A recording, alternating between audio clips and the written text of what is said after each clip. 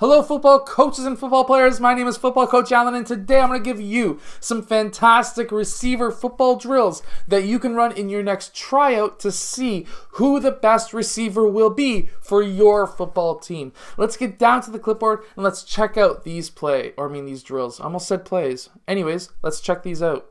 Okay, so in this first drill we're going to be having set up 4 pylons. Just a simple, quick zigzag drill. Now, what we're going to be having is these players, they're going to be going in between those pylons.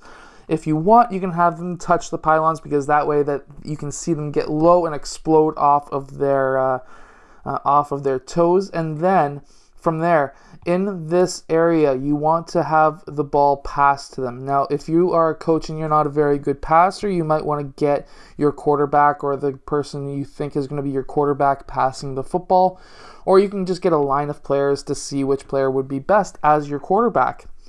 Then from there, once he gets that ball in that area, he needs to be sprinting first off, coming out, sprinting, and then cutting quickly downfield around that pylon, like if that pylon is a defender and he needs to get around him and then cut downfield. And then you can be running that drill through a few more times, and you can even set up different defenses as well. Now, I did go over almost a very specific, or actually very similar drill in my last video with a defensive line. Now, you can do that as well if you want to practice defensive players as well with those receivers. It's totally up to you as a football coach. Now, let's get into the next drill. Okay, so now we have 3 pylons set up with a 4th one way over here. And basically what we're looking to do is have player 1, he's going to be backpedaling back to these pylons, and he's going to be then defensive shuffling between these 2 pylons. When the referee, because he's wearing a referee uniform, when the coach, when he blows his whistle, we want player 4 to explode out. We want the coach, or at least our quarterback, to pass that ball to player 4. Now, what we want is for player 4 to basically hit that pylon, not necessarily hit it, but just run right up to it. And then what we want is for him to stop, or at least stutter step coming up to it.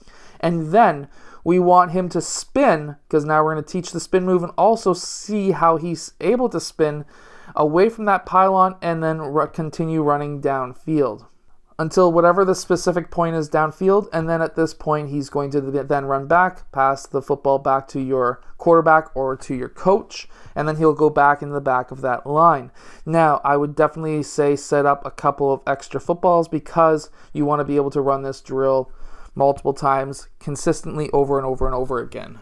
Now, if you want to teach your team different ways of, or at least different cuts downfield, basically you can have this 3rd pylon set up in different areas to teach your players where you want them to go, or at least in the routes that you think that they're going to be running, or you know they're going to be running in game. So we have player 2 now. He's going to be running straight up to that pylon, running back down towards this pylon. Now, we want him to cut on the left side of this pylon. Coach is going to pass him the ball, and then he's going to curl and run back downfield.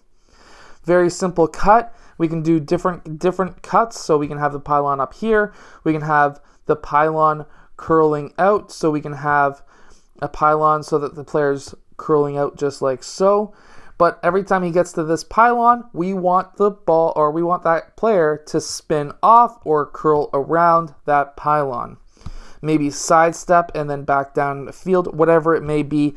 We want to see his different moves when he comes up against the defender, and we want him to be controlled when he catches that ball. We want him to know what's coming off around him because we don't want him getting caught in the air and getting smashed.